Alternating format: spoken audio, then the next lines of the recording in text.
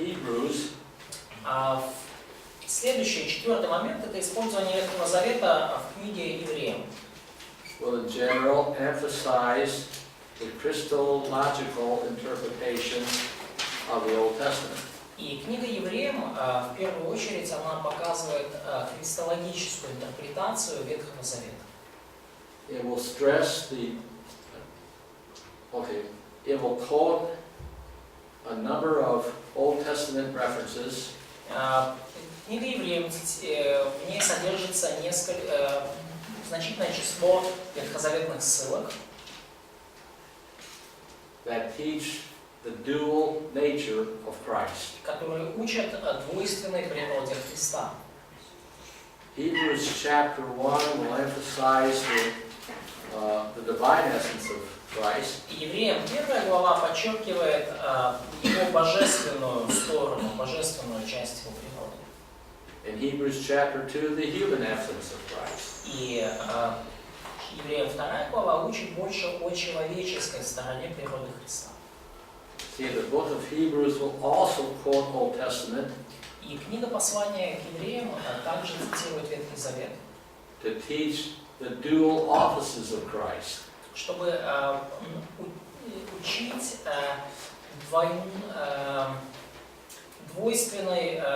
двойственному положению Христа по должности, двойственному положению Христа. We'll see in chapter 1. Полномочиям его. В первой главе. He is both king and priest. В первой главе мы видим, что он одновременно и царь, и священник. We'll see the same thing in chapter 2. То же самое мы видим в главе 2.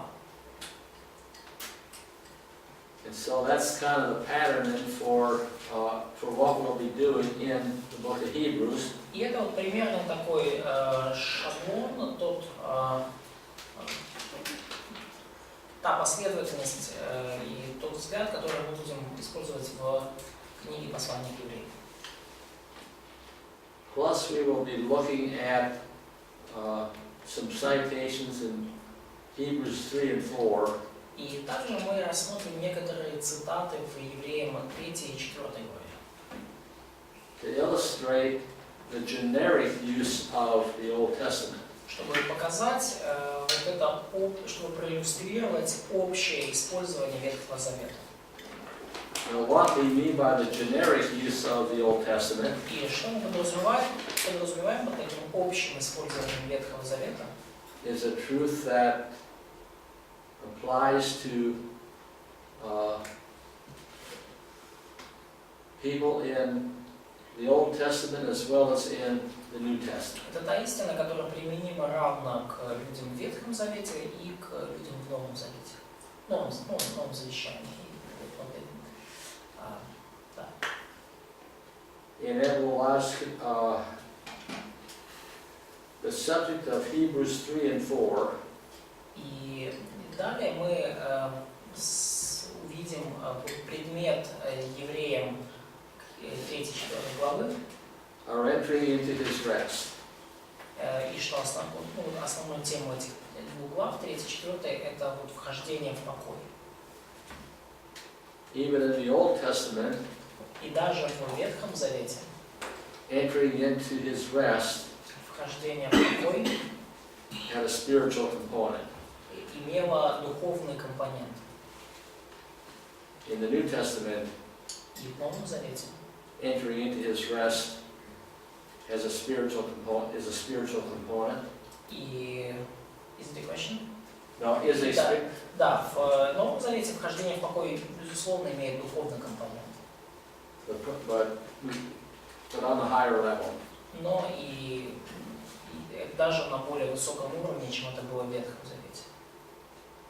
Because in the New Testament, Потому что в Новом Завете, we have the universal priesthood of the believer. потому что у нас есть всеобщее священство верующих. And so the idea of entering into his rest И вот эта идея вхождения в покой is really summarized in chapter 4, verse 16. В общем-то суммирует 4 главу к Евреям, 16 стих. Let us therefore come boldly unto the throne of grace. Так, приходим же с дерзновением к престолу благодати, That we might obtain mercy чтобы получить милость and find grace to help in time of need. и благодать для благовременной помощи. Now again, we need mercy because of our sinfulness. И нам нужна милость из-за нашей греховности. We need grace because we are tempted and tested. И нам нужна благодать, потому что мы постоянно искушаемы и испытываемы. Whether it's asking Christ for help in our testings or temptations, Но, or coming to Him for forgiveness of our sins, да, но мы приходим ко Христу, чтобы с помощью, прося Его помощи в наших искушениях, испытаниях и прося Его прощения за наши грехи. the idea of resting И вот эта идея покоя is complete dependence on Christ. – это полная зависимость от Христа.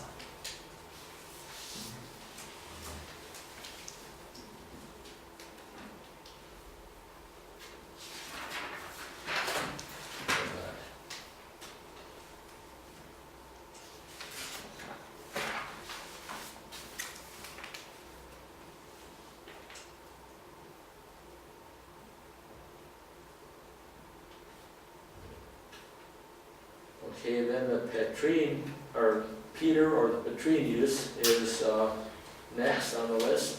И далее у нас пятым пунктом идет использование Ветхого Завета Петром.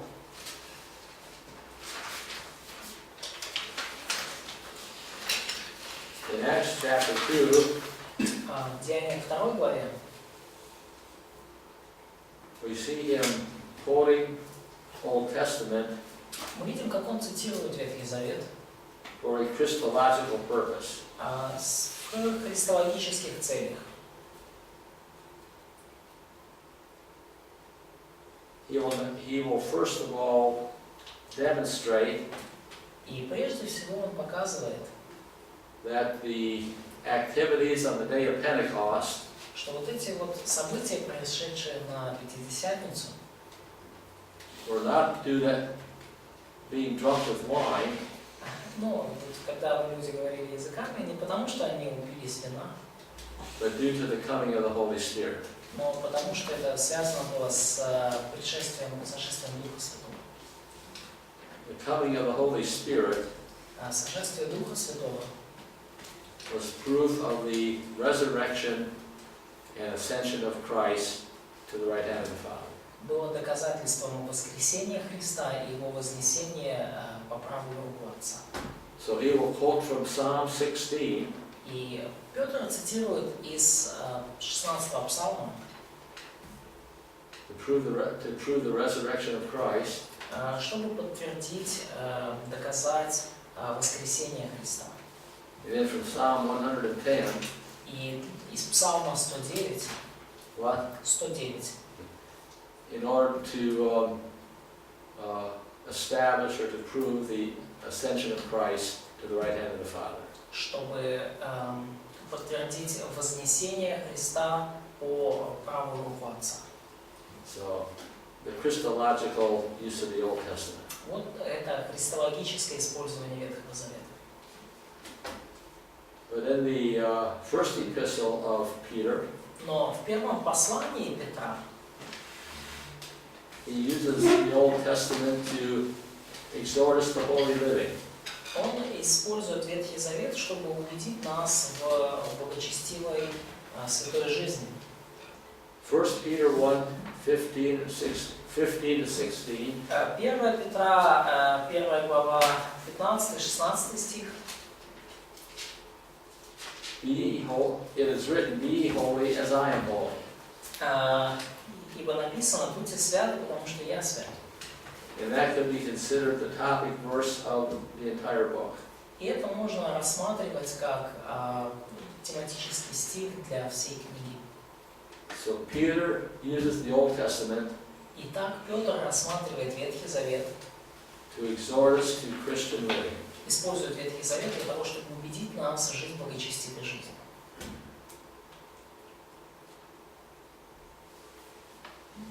In 2 Peter, Во втором послании Петра is using the Old Testament он использует Ветхий Завет primarily in an eschatological manner. в основном в эсхатологической манере, эсхатологическим образом.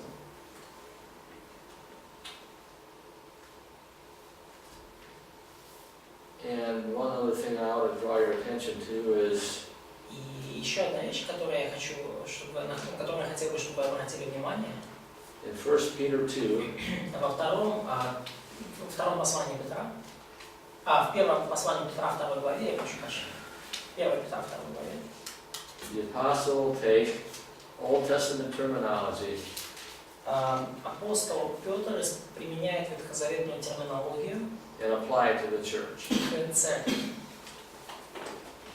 And again, he's not trying to imply И опять же, он не хочет перенести, он не подразумевает, that the church is spiritual Israel, он не подразумевает, что церковь это духовный Израиль, or that Israel was the church in the Old Testament. или что Израиль был церковью Ветхого Завета. He is simply taking Old Testament terminology Он просто берет ветхозаветную терминологию and applying it to the church, which is God's entity at the present time. и применяет ее к церкви, которая является представительством Бога в наши дни. I'm thinking of, I think it's 1 Peter 2:9, in which you have those, let me check it out just a minute here, make sure Я I'm just going to check a reference here.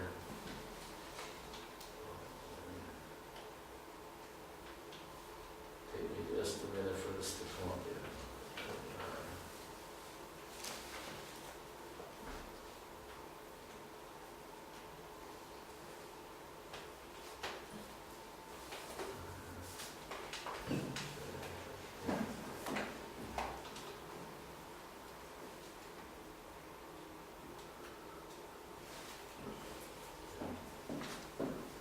Yes, it's verse 9.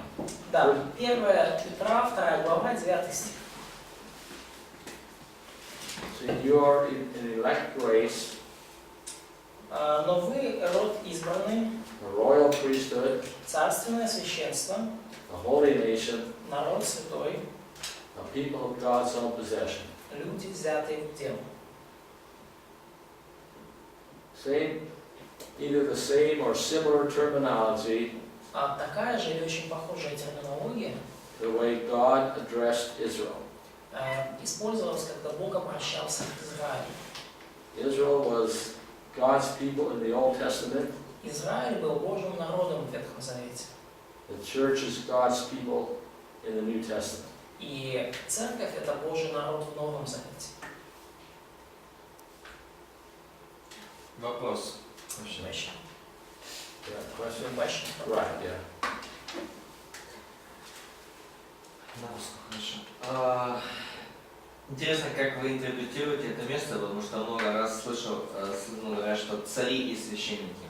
It's interesting how do you interpret it. It's interesting how do you interpret this passage, because I heard a lot of times that when this 1 Peter 2:9 people interpret it like we are kings and priests. И, тут написано царственное священство, то есть священство у царя или при царе, наверное. But it's in our translation is kingdom priests, so priests near king or. Let me check another. Царствие. I have to go to another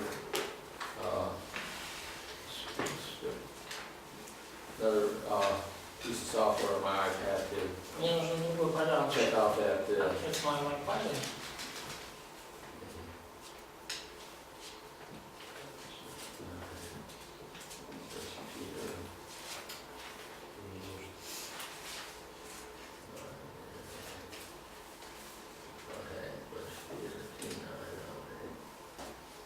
Yeah, royal priesthood. But you yourselves are a chosen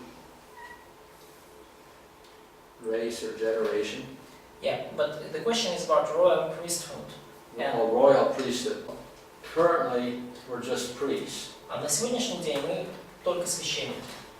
I think the kingly aspect is futuristic. И я думаю, что вот этот царский аспект, именно царствования, это для будущего. I don't. Does that answer the question? Отвечает ли это на вопрос, Виталий? Ну, конечно. Yes, of course. Yeah. Yeah, that was Виталий. Okay. Let's see, what does this term basileia mean right here?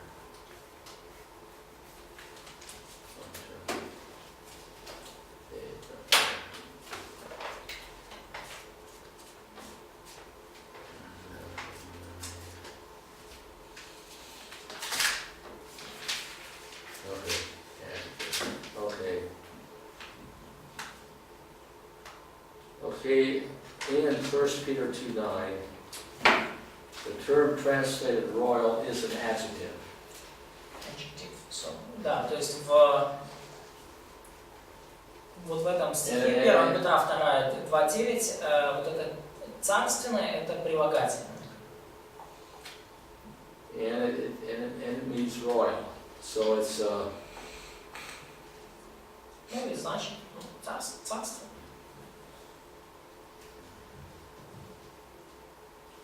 It is an interesting question. Вопрос, конечно, интересный. Ну, can I comment? Yeah, go right Если ahead. я могу прокомментировать, просто почему это важно, потому что если понимать это как цари и священники, то So, получается... Why it's important? If we understand this as we are both kings and priests, Получается, тогда автоматом ты уже царь, ну, на небесах, что в принципе... that means that we are positionally the kings in heaven, В принципе, эсхатологически это не так. which is not true eschatologically. Потому что мы будем править за Христом, но если это условие, Если что? если мы страдаем, то мы будем править. So, because our ruling with Jesus is conditional, so because we will rule with Him if we will suffer with Him. So it's kind of. Ну, Тимофею сказано так, Павел пишет Тимофею, что если мы It's страдаем, written in то 1 с ним Timothy. и будем You know, I think that reflects the dual office of Christ. Я думаю, что это отражает вот этот вот двойную позицию Христа, его совмещенную должность. Ну, да. That he is both king and priest. Потому что он-то одновременно и царь, и священник. And that was sort of illustrated in the book of Hebrews by Melchizedek. И это было, проиллюстрировано в послании к евреям образом Мелхиседека.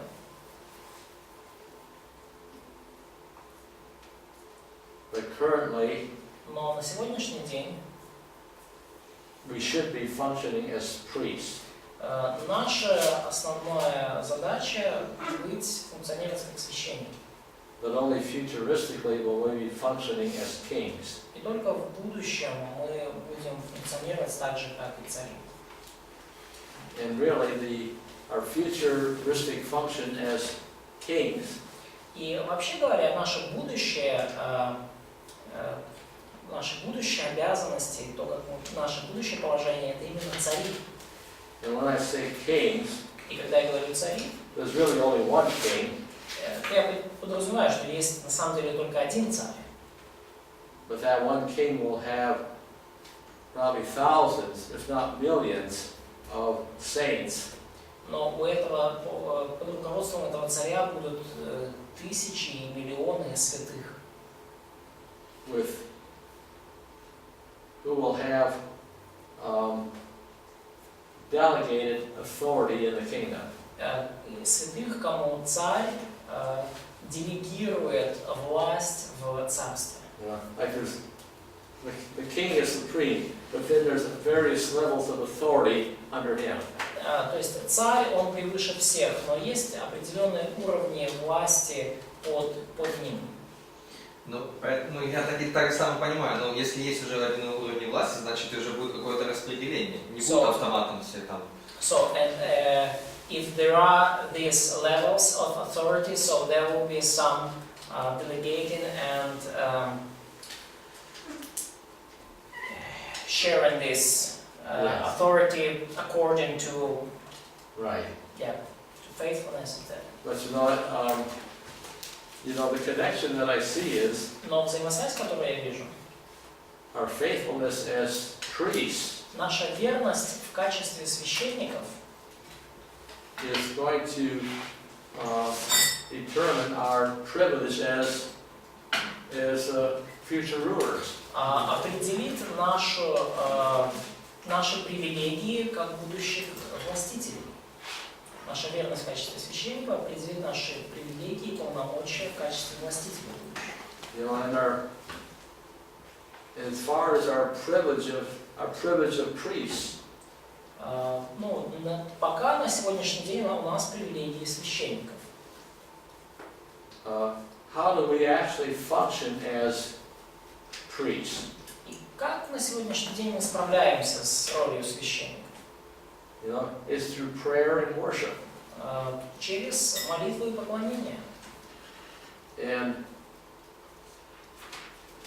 when we go before the Lord И когда мы предстанем перед Господом for the purpose of obtaining mercy and grace to help in time of need, когда мы предстанем перед Господом с целью получить милость и благодать для благовременной помощи, we're functioning as priests. мы в этот момент функционируем как священники.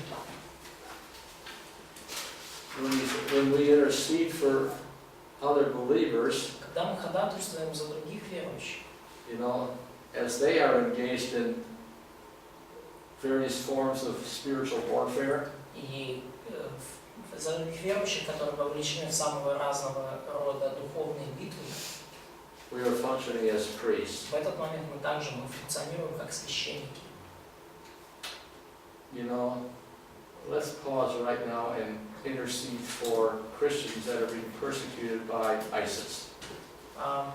Вот сейчас, в данный момент, давайте ходатайствовать за тех христиан, которые подвергаются гонениям со стороны Исламской Республики ИСАС. Прямо сейчас давайте помолимся. Our Father in heaven, Небесный наш Отец, we ask for your grace мы молимся, мы просим Твоей благодати, to give into believers in countries чтобы Ты не спаслал свою благодать верующим в тех странах, that are being severely persecuted которые жестко подвергаются жестоким гонениям, by Muslims, мусульманами, by ISIS, Исламской Республикой, by Boko Haram, Боко Харам and other anti-Christian terrorist organizations. и другими антихристианскими террористическими организациями. That you would just uphold them И, Господь, поддержи, пожалуйста, этих христиан and give them the grace to stand fast in their faith и дай им благодать, чтобы твердо стоять в своей вере and not denying you и не отречься от Тебя, even in the face of death. даже перед лицом смерти.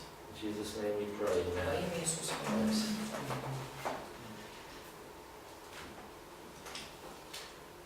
Okay, back to have you answered this question? Okay. Отвечен ли вопрос? Yes. Okay. Back to the syllabus here. Okay. Возвращаемся к плану курса.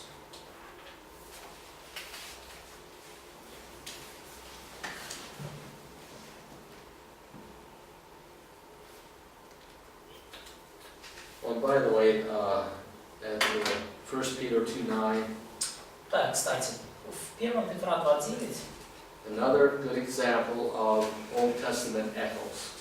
также хороший пример ветхозаветного отголоска.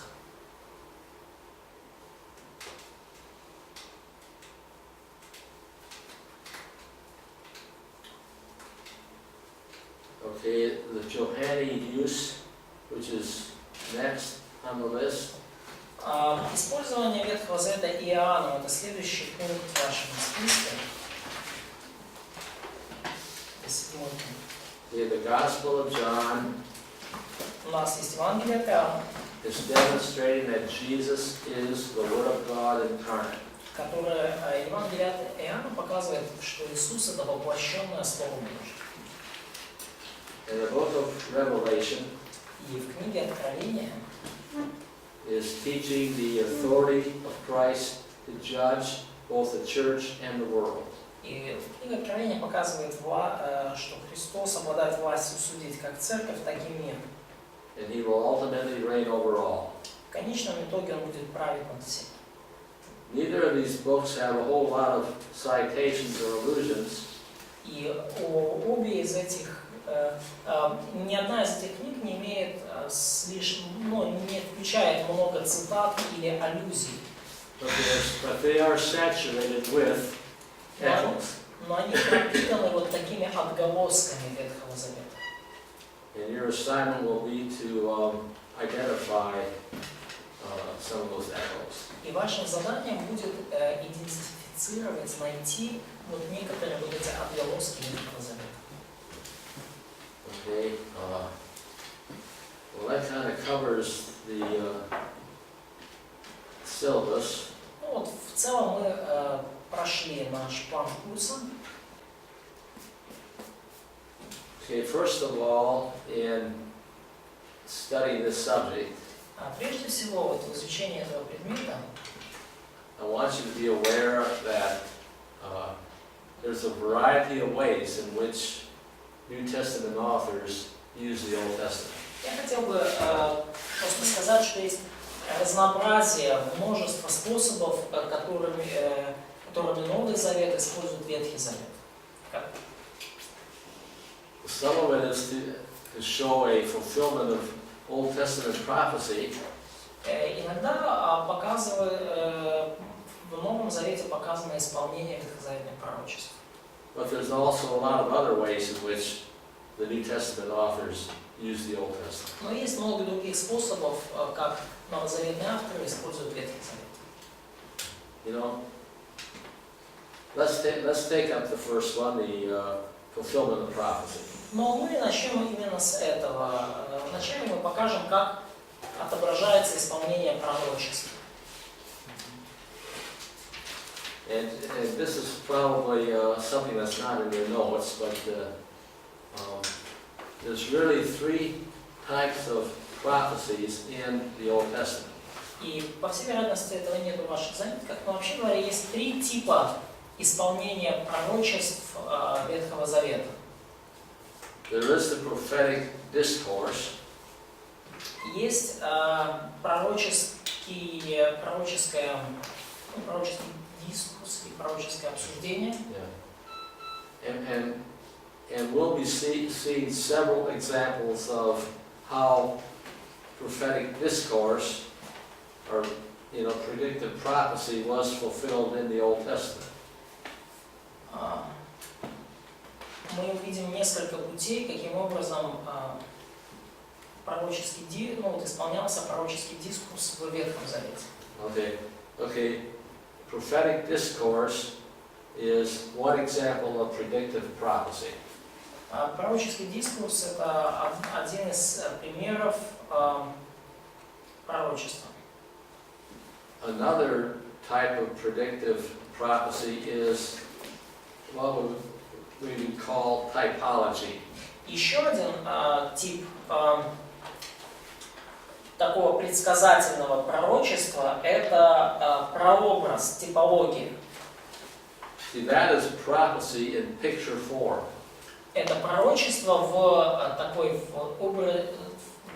через определенную иллюстрацию, картинку, образ.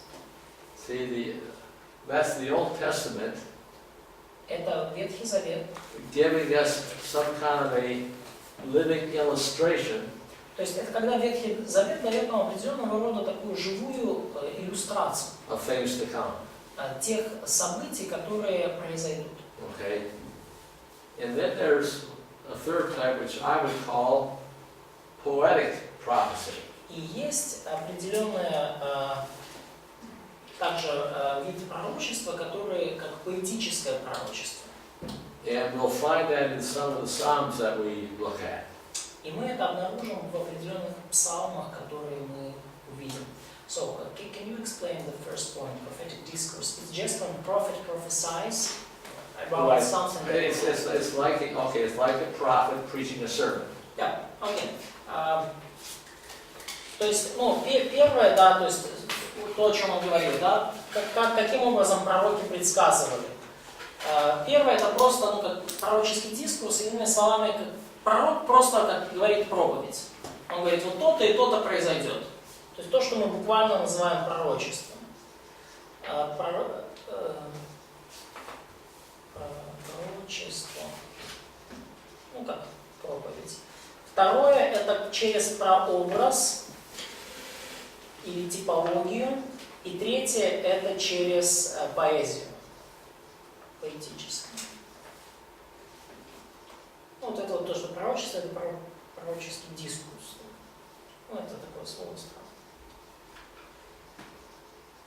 То есть это три способа, которыми пророки предсказывали будущее в Ветхом Завете. And then the third type is prophecy in poetic form. Yeah. Psalms. I convey. Okay. Да, третий тип это вот пророчество в поэтической форме, как в псалмах. Like David may be the author of a psalm. То есть Давид может быть как автором псалма, например. And you know, the psalm may start out pointing to David. И The psalm may be about some of David's experiences. да, и псалом может, вообще говоря, говорить о опыте Давида, о том, что Давид переживает. But then there's things in the psalm that obviously go beyond David. Но потом в этом псалме вот что-то написано такое, что очевидно уже как бы дальше заходит, чем опыт Давида и жизнь его. And it can only be true of Christ. И только может быть истинным, и только может быть исполненным в Христе. As we study the book of Hebrews, И когда мы изучаем книгу послания к евреям, we'll look at Psalm 45. мы увидим Псалом 94, 45. And even though that psalm may be about an historical king, 44. И даже если этот псалом об конкретном историческом царе, there's a verse or two in that psalm есть определенные стихи в этом псалме, which go beyond the scope of that которые historical king. идут уже, заходят дальше описания вот этого исторического царя. Like, thy throne, O God, is forever and ever. Ну, там написано о престоле Божьем, который, о престоле, который вовеки. So, Psalm 16 is another psalm. Ну или 16-й псалом также подобный ему. Thou wilt not suffer thy Holy One to see corruption.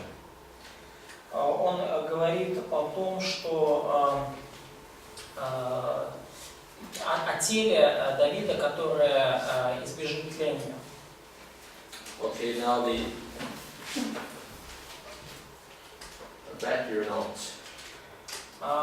Возвращаемся назад к вашим заметкам. To indicate fulfillment of prophecy. Они показывают исполнение пророчества. This all falls under predictive prophecy. И все вот это были, ну, мы говорим сейчас о предсказательных пророчествах. Or I should say under prophetic discourse. Ну, или вот такой пророческие как проповеди. So in other words, there's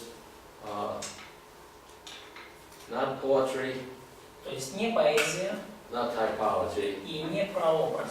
but prophetic discourse. Ну, вот пророческие проповеди. Okay. But even under prophetic discourse, Но даже вот в таких пророческих проповедях, в пророческом дискурсе, there are three types of fulfillments. есть три вида исполнений. Okay, with some prophecy, there's only a single fulfillment. Некоторые из пророчеств имеют только одноразовое исполнение. Okay, with other prophecies, there may be a double fulfillment. А некоторые из них имеют двойное исполнение. And usually the double fulfillment means И обычно двойное исполнение означает a fulfillment at both advents of Christ. Исполнение при обоих пришествиях Христа. Now, the first advent may be only a partial fulfillment.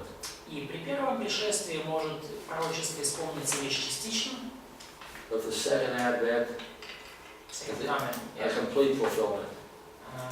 но при втором пришествии Христа исполнение будет уже полным. And then the third type is what I call generic. И третье исполнение, это я называю универсальное исполнение, или общее исполнение. And that means several fulfillments. И там уже речь идет вообще о нескольких исполнениях пророчества, больше двух. Not necessarily related to either advent. Не обязательно они при этом связаны с пришествием Христа.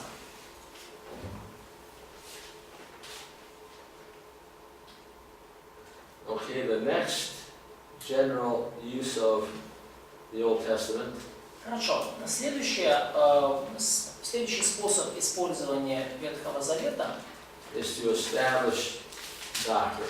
это для того, чтобы установить доктрину. So we've already have discussed righteousness by faith, which is number 4. Мы уже обсуждали, да, вот в разделе Б, да, установить доктрину, 4-й пункт. Мы уже обсуждали оправдание или праведность по вере. But even life after death Но даже жизнь после смерти, 1-й пункт, and resurrection from the dead и воскресение Иисуса из мертвых, is rooted in the Old Testament. они укоренены в Ветхом Завете. The very important doctrine, of course, is the doctrine of the New Covenant. И также, конечно же, очень важной доктриной является доктрина о Новом Завете, Originally promised to Israel, которая изначально была адресована именно Израилю, but now extended to include the church. но теперь эта доктрина расширена и включает также и церковь. Now, it does not mean that God will not fulfill His new covenant promise with Israel. И обратите внимание, это не значит, что Бог не исполнит свое обетование Нового Завета с Израилем, данное Израилем. And it doesn't mean that, И это не значит, it does not mean that the church что церковь is fulfilling that Old Testament promise. исполняет, является исполнением вот этого ветхозаветного пророчества. The covenant was promised to Israel, Завет был обещан Израилю, and God will fulfill that covenant to Israel. и Бог исполнит этот завет с Израилем. Just read through Romans 11. Прочитайте Римлянам 11 главу. But Но, just as God granted mercy to Israel, точно так же, как Бог проявил милосердие к Израилю, God is also granting mercy to Gentiles. а Бог также проявляет милосердие к язычникам. And so God in His mercy И Бог в своем милосердии is extending the new covenant, расширил Новый Завет and particularly the spiritual aspects of that covenant, и определенные духовные аспекты этого Нового Завета to the church. на церковь. So we look at a few New Testament passages. И мы посмотрим на несколько новозаветных отрывков, You can't really deny that the new covenant is currently in operation in the church. которые they not deny they or Yeah, you cannot. да, I know that some dispensational scholars да, я знаю, то есть мы осмотрим отрывки, которые показывают, что некоторые аспекты Нового Завета уже происходят, имеют место в церкви. Я знаю некоторых ученых, диспенсационалистов. they try. the fact is that according to 2 Corinthians chapter 3, Ну, факт остается фактом, что согласно 2 Коринфянам 3 главе and Hebrews chapter 8, и Евреям 8 главе, that the new covenant originally promised to Israel что Новый Завет, изначально обещанный Израилю, has also been given to the church. также был дан и церкви. Okay. And that's the best way to put it. Да, ну вот это вот лучший способ это сказать. Можно вопрос? Okay, there was a question. А что вы думаете по поводу разницы между Новым Заветом и Новым Завещанием? So, what do you think about the difference between New Covenant and New Testament? Because we had a class in Hebrews before the Mark Master read it, and he put some difference between New Covenant and New Testament, and he used to say that church living as he calls New Testament church, stressing out that New Covenant will be Yeah. Well, fully is okay, class. When was the new covenant? I mean, okay. Yeah, there's a definite connection between the new covenant and the New Testament. Безусловно, есть связь Нового Завета с Новым Завещанием. Because the word testament doesn't mean covenant. Потому что завещание это фактически значит завет. Now, when was the new covenant instituted? Но когда был установлен Новый Завет? On the cross. On the cross. On the cross, absolutely. Да, конечно. And so, Christ on the cross И Христос на кресте made possible сделал возможным the institution of that covenant. установление этого Нового Завета. And so, at the present time, И в настоящие дни the church is the beneficiary of the New Testament, of that new covenant. церковь пользуется преимуществами Нового Завета. That God will also fulfill the promise in total Но Бог также исполнит во всей полноте данные им обетования. to Israel Данные им обетования Израилю, when He comes again. когда Он вернется. But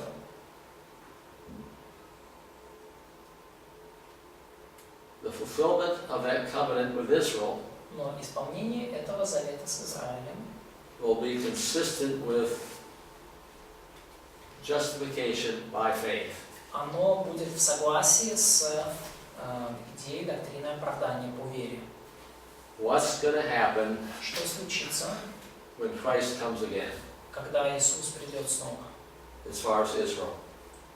И What will take place in Israel что случится в Израиле, когда Христос придет снова? Израиль ему подчинится. Israel will submit to Jesus. the what now? Israel will submit to Yes. Jesus. Да. It's what we call the national repentance of Israel. То, что мы называем национальным покаянием Израиля. Всенародным покаянием Израиля. Foretold in Deuteronomy chapter 30. И это предсказано в Второзаконии 30 главе.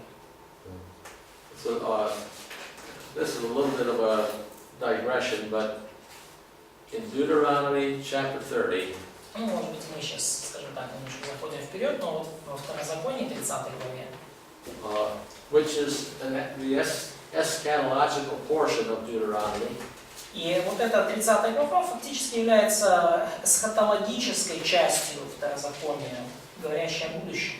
Israel, when they are in exile due to their idolatry, И Израиль, когда они в изгнании из-за своего идолопоклонства, will turn to the Lord by faith. обратиться к Богу верой, по вере. And the Lord will give them a circumcised heart, И Бог даст им тогда обрезанное сердце. so that they will love Him and obey Him. И они тогда будут любить Его и подчиняться Ему. The book of Daniel И книга пророка Даниила instructs us that there are 70 time periods говорит нам, что есть вот этих 70 этих временных отрезков, седмин. In God's plan for Israel. И вот эти 70 седмин, они в этой Божий план для Израиля. 69 have passed. 69 прошли, The 70th still future. 70-е еще в будущем But предстоит. at the end of that 70th time period, Но в конце вот этой 70-й седмины Israel corporately or as a nation Израиль в целом как нация will submit to the Lord. подчинится Господу.